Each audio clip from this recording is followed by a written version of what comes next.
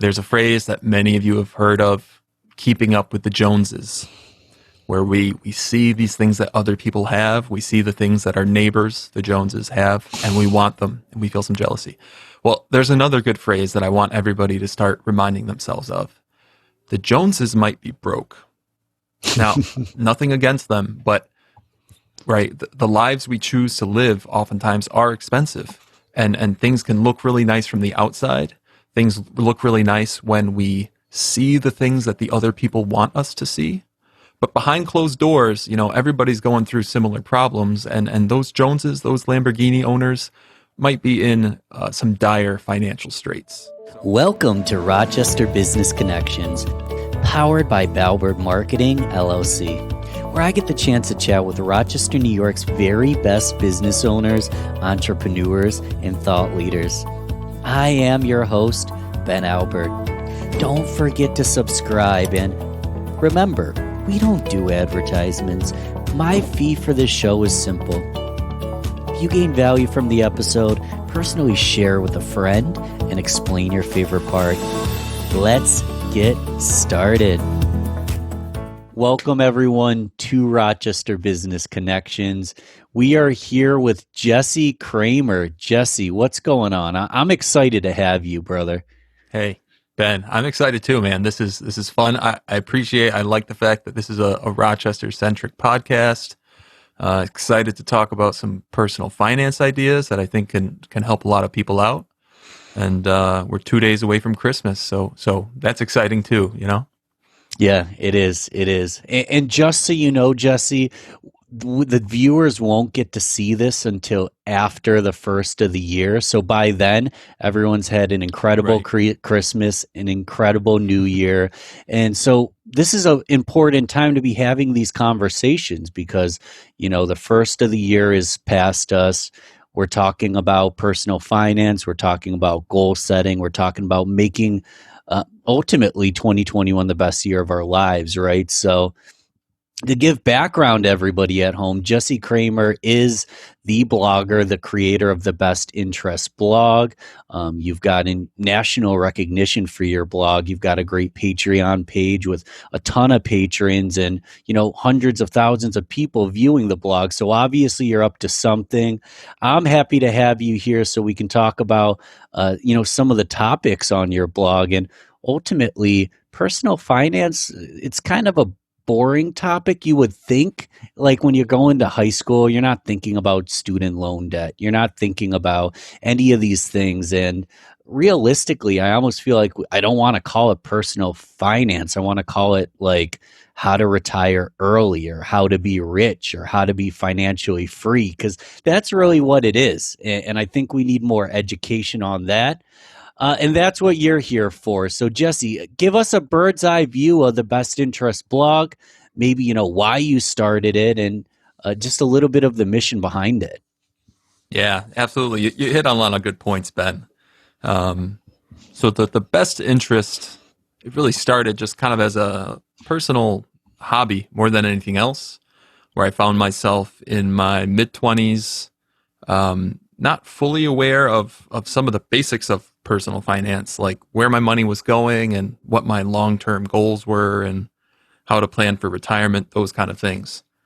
So I did what a lot of people do when they don't have a background in the subject, when they haven't been educated on a subject, and I went off on my own, did a lot of reading, listened to a lot of podcasts, and eventually I started writing some stuff down, mainly to send to friends, send to coworkers, share some things that way, and got some positive feedback on the things I was writing. So eventually I kind of leveled up, decided to start a little WordPress website, almost just to keep a very personal blog, to keep a personal history of the things I wrote.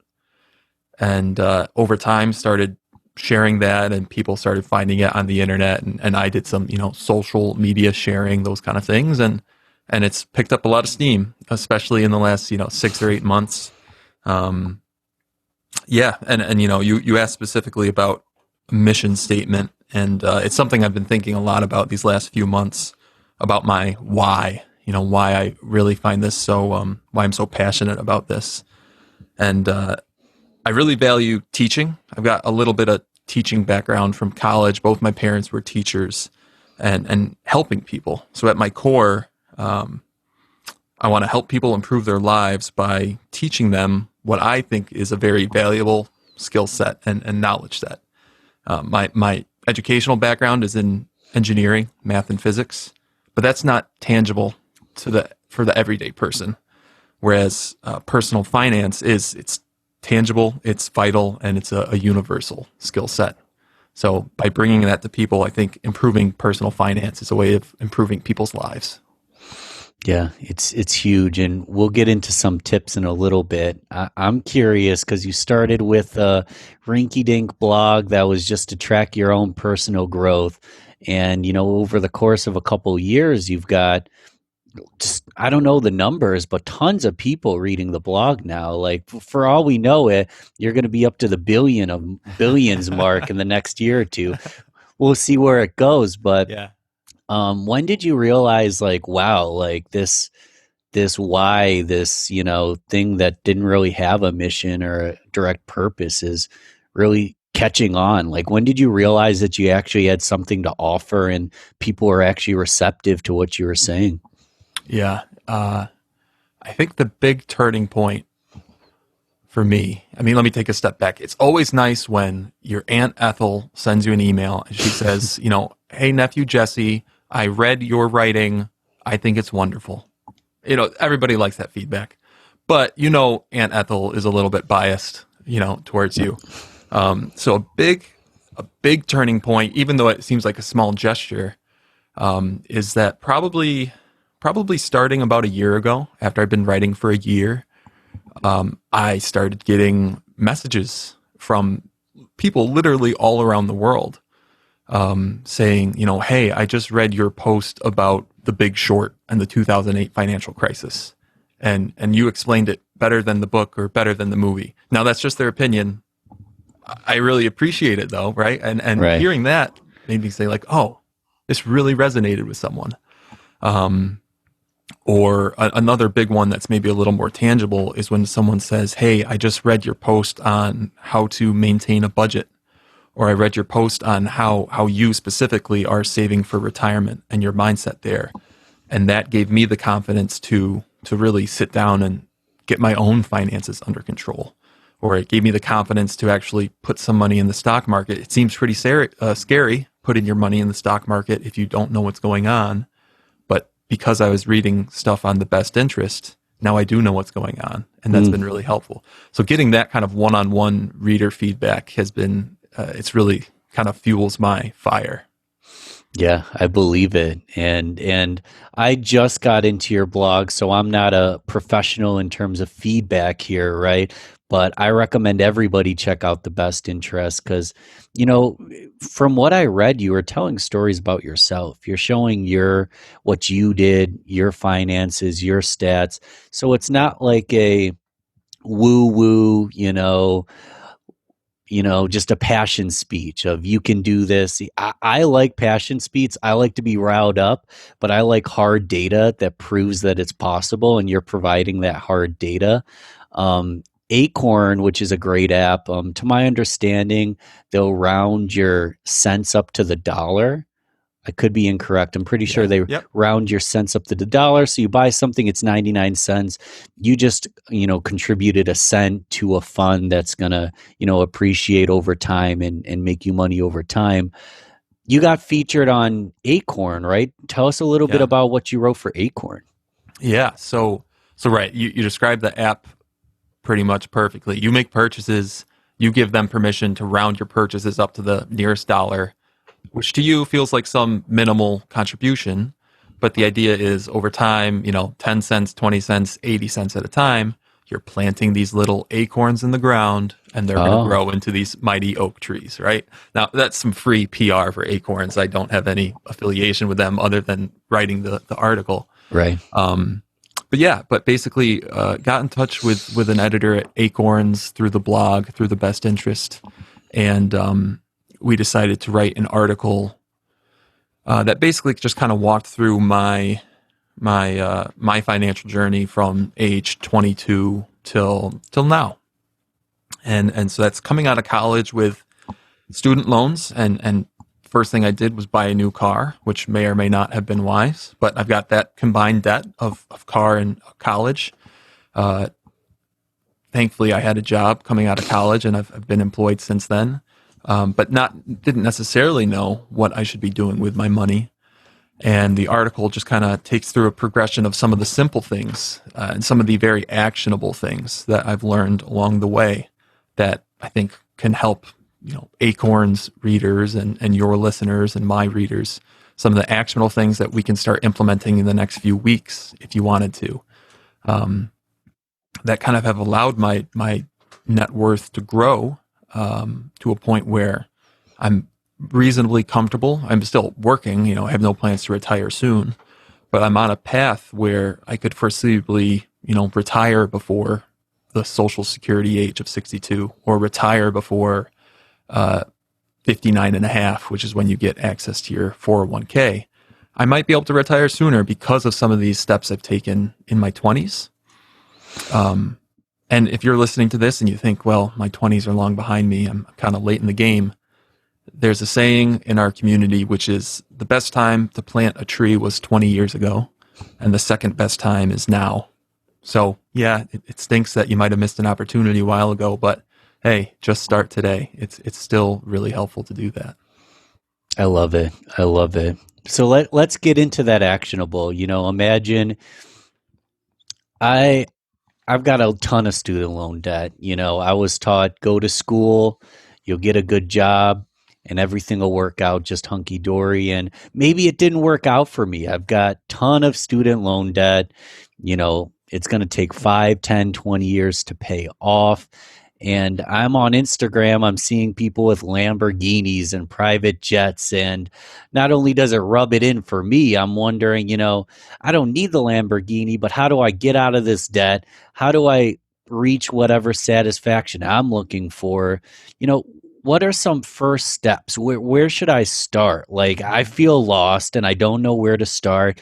Are there any basics to, start consolidating that debt and start building the finance, hopefully at the same time? What have you done, or what would you recommend for someone in that position? Yeah, that's a great question. I can think of 10 different things I want to say. I'll try to keep it in order though, Ben. I'm all about value. See, if you got 10, we got 10. Okay, perfect. So first, on the Lamborghini, there's a phrase that many of you have heard of, keeping up with the Joneses, where we see these things that other people have. We see the things that our neighbors, the Joneses, have, and we want them, and we feel some jealousy. Well, there's another good phrase that I want everybody to start reminding themselves of. The Joneses might be broke. Now, nothing against them, but right, the lives we choose to live oftentimes are expensive, and things can look really nice from the outside. Things look really nice when we see the things that the other people want us to see. But behind closed doors, everybody's going through similar problems, and those Joneses, those Lamborghini owners, might be in some dire financial straits. So it's important to keep that in mind and kind of keep a balanced mindset about that. Now, as to your maybe more specific question about, what to do if you find yourself in some personal finance trouble, specifically student loans. There are kind of some basic steps. So I'll just go through the basic steps right off the bat that I think of. If someone came to me and said, hey, I'm in a bad financial spot, I'd like to get better. And we can go into details if you'd like, Ben. So the four up front that I want to talk about, you've got to understand your foundation. And by that, I call it creating a net worth statement, which is, what do your bank accounts look like? If you have an investing or retirement account, how much money's there? If you have a home value or a mortgage, what do those look like? Credit card debt, student loan debt, automotive debt. Let's just sum everything together and figure out where you are. What's your foundation look like? After that, got to create some goals. So do you want to get out of student loan debt? What or who is most important in your life? Do you have a family to support? Do you have passions that you want to pursue? So we can create some smart, actionable goals. Third, you got to create a budget. You have to understand your cash flow. One of the one of the prime causes of personal finance trouble is when people are just simply unaware of where their money is going, unaware of how much money is coming in, unaware of how much money is going out. And then the fourth thing, kind of tying those all together, is once you are aware of where your money's going, you can start to say, I have a few $100s surplus every month because I'm tracking all my money in my budget. I'm going to start going after that goal. And then I'm going to go after that goal. Eventually, I'm going to pay down the debts that were dragging my net worth down. My net worth statement's going to change. So, see if we can go over those again really quick. Understand your foundation, create goals, create a budget, tie them all together. Love it. Love it. Yeah. So I want to get started now. Are there any tools? Let's say I go through my action plan. I know where I want to be in a year. I know where I want to be in 5 and 10. And I'm okay if I don't hit it, because if I don't try to hit it, I'm not going to hit it anyway. So I know where I'm going. Are there any tools or, things you use, technology or specific apps or anything like that that really help you create that budget, keep it together, track it, those kind of things? Yes, yes. So there's one specifically, and again, I have no affiliation with this app. It's called You Need a Budget, or YNAB or YNAB for short. Mm-hmm. So it's a budgeting app that comes with kind of a set of suggested rules that the app really works best if you follow those rules. A good example of one of the rules is you have to give every dollar a job. So it means, if you have a dollar that's going towards paying your mortgage, that dollar has its job and it's not allowed to go towards anything else. Right? So it's similar to, maybe some of your listeners might have heard of the envelope system, where you put money in certain envelopes. Those envelopes have designations: groceries, clothes, car loan. And once the money is pulled out of those envelopes and put towards that job, well, now the money doesn't exist anymore, so you can't use it on anything else. You've gotten rid of the money. YNAB works a similar way, except you can sync it with your computer, with your phone. I've been using it the way it should be used for a little over 2 years now. And the way it should be used is I've tracked every single dollar that I've spent and earned in the last 2 years. And that means when I buy a $2 candy bar at the convenience store, I pull out the app and plug in $2 food. I track that money. It gives me a sense of security that I know where all my dollars are going. I can identify problems when I say, shoot, I kind of overspent on groceries this month. I can nip those problems in the bud. When I come to some sort of, say, emergency. I know a good example. My girlfriend and I last year went on a little weekend getaway in Ellicottville, New York, and our Airbnb didn't have heat in the middle of January. And so I knew, thankfully, because of my budget, because I'm aware of my personal finances, that, okay, we can walk out of this $300 Airbnb and go get a hotel room. And even if I don't get my money back from the Airbnb because they deny my claim, I'll still be okay. I know that money isn't a deciding factor right now in this problem that I'm facing. We just need to go sleep somewhere warm. And that kind of confidence comes from You Need a Budget for me. Outside of that, honestly, I don't use any other tools. I invest through Fidelity, which is one of the bigger brokerage firms. You might have heard of other ones, Vanguard or Schwab. These are all, Merrill Lynch are all brokerages. I use Fidelity, but really, if you can choose, I think most of the firms are fairly even. They're on an even playing field. That's pretty much it. I try to keep things simple. I use Fidelity to invest. I use YNAB to keep my budget, and that's it. Awesome. Yeah, you mentioned earlier you were passionate about learning this stuff. You're listening to podcasts. I think we live in an incredible age where there was a time when often your mentor was your neighbor, or your father, or someone at work, or someone who had the nice car. Whether or not they were able to pay for it, you looked up to them because they just had that image of it. Nowadays, we have podcasts, we have the internet. we have your blog. We have so many ways that we can learn. I'm wondering, do you have a personal mentor that you deal with like on a face-to-face basis, or does your mentorship and learning come from podcasts and articles? And if so, where do you get this knowledge? What do you recommend? It's a great question. I wouldn't say I have a one specific mentor. I do work with, you can call it maybe like a mastermind group, is a term I've heard used. It's a Hmm. group of other bloggers and writers. Some of them are personal finance bloggers, or some of them are just they run a website about something completely different. But we're able to share ideas with each other, not so much about content, although sometimes we do share each other's best content, but really just some of the back end stuff about how to run a website, how to reach readers, things that have worked for us in terms of getting engagement, or getting Google to shine its beautiful eye on us, and give us some love through the search engines. So that's been helpful. That's been helpful.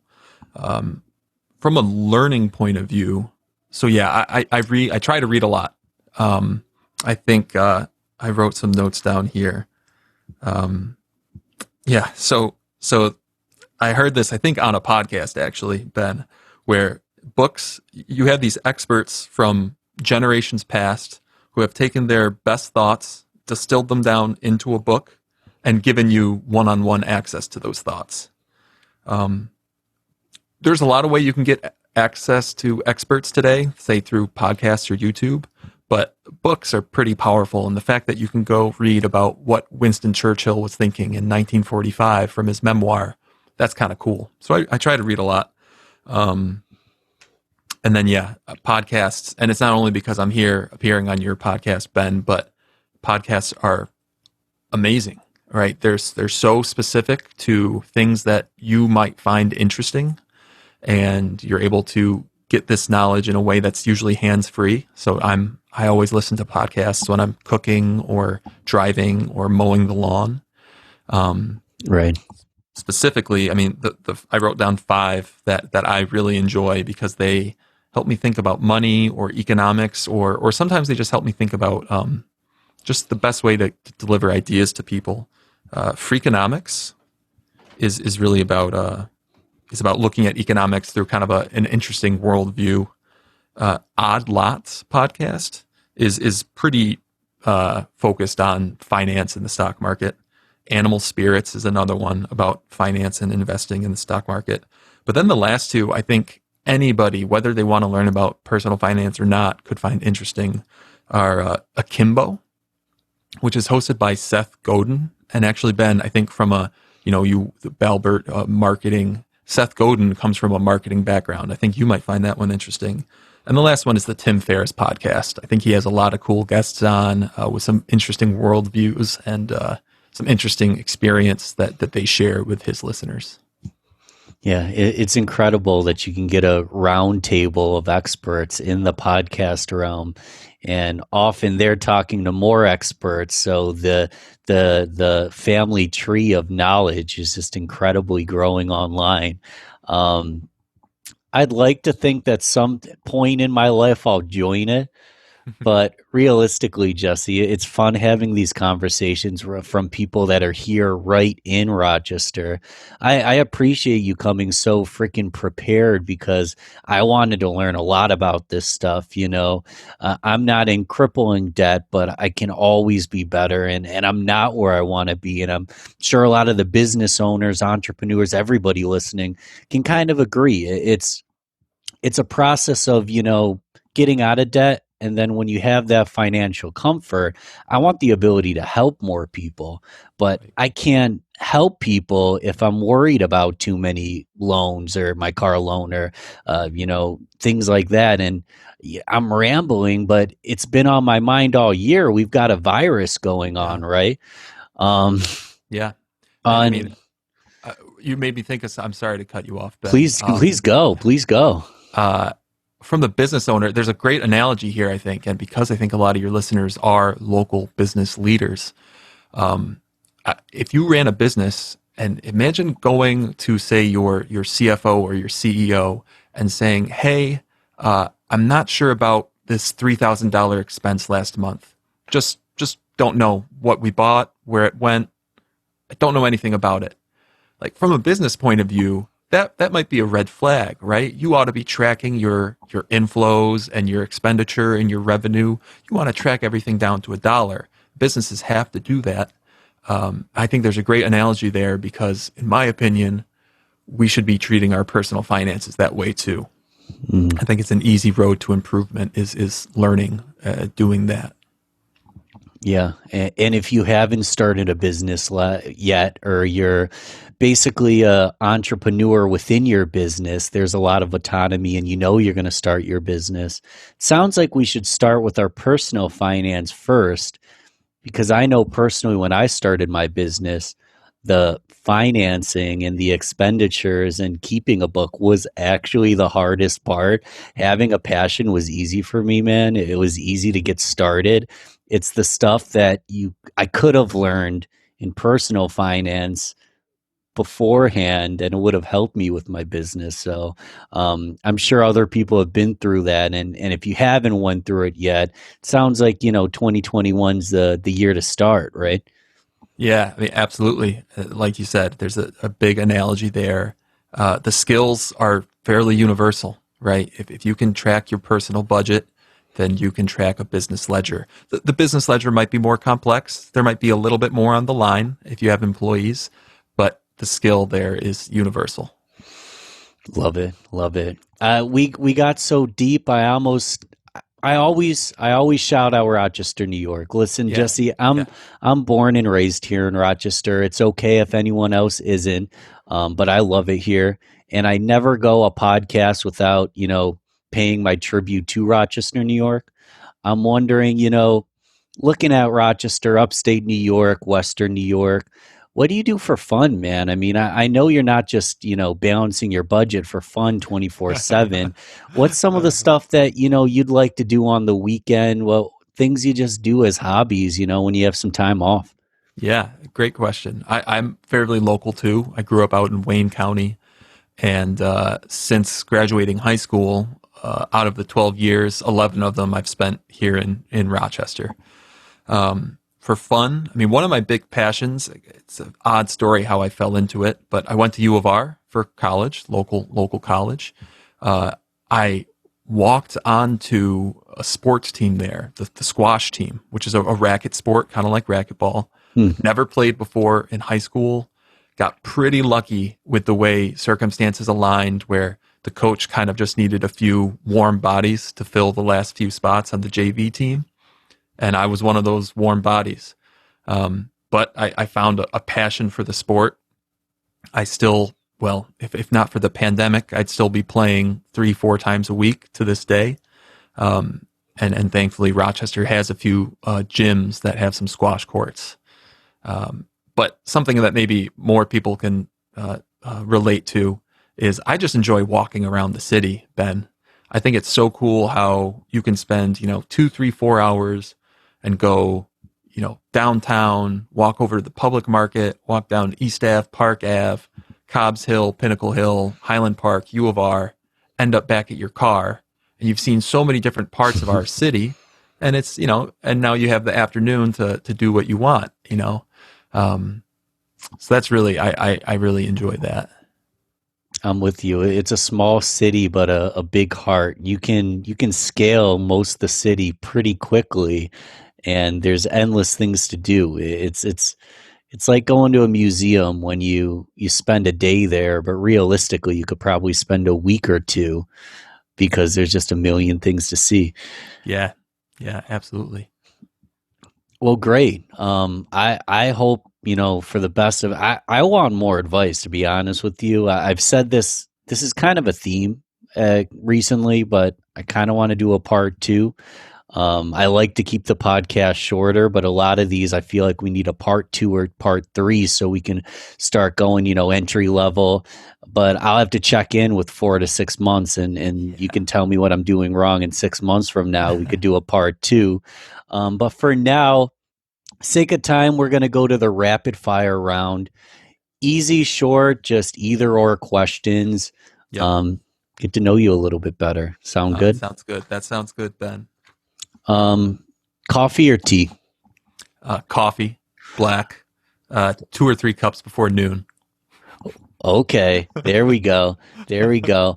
Do you feel like off if you don't drink your coffee, or is it an addiction, brother?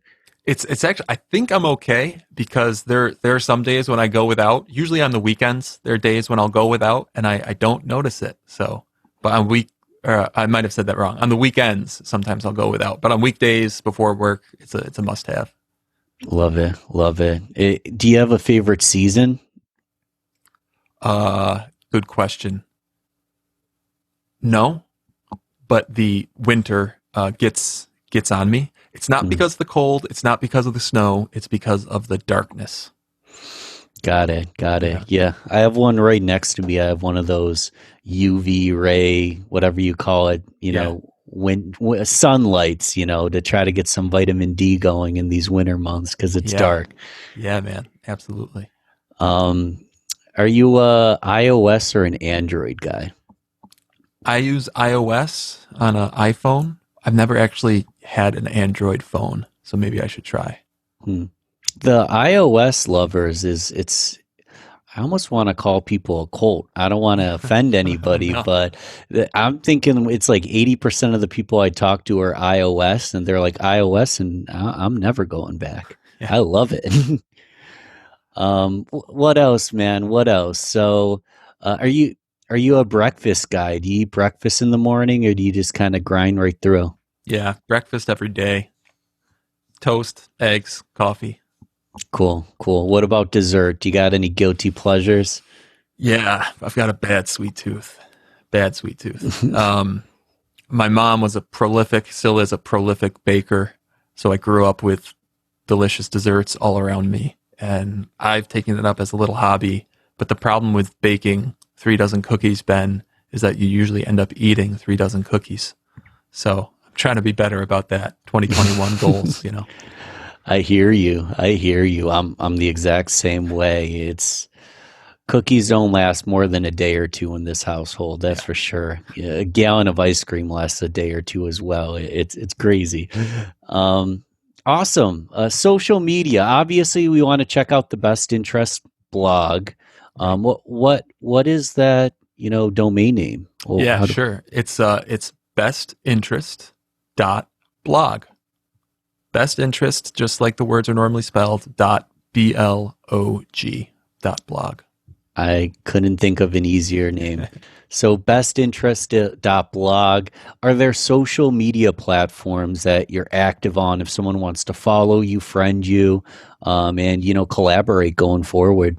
Yeah, absolutely. Absolutely. Probably the easiest way to reach out to me through social media is on Twitter, where the account is best interest underscore JC. That's Juliet Charlie, as in Jesse Cramer. Best interest underscore JC.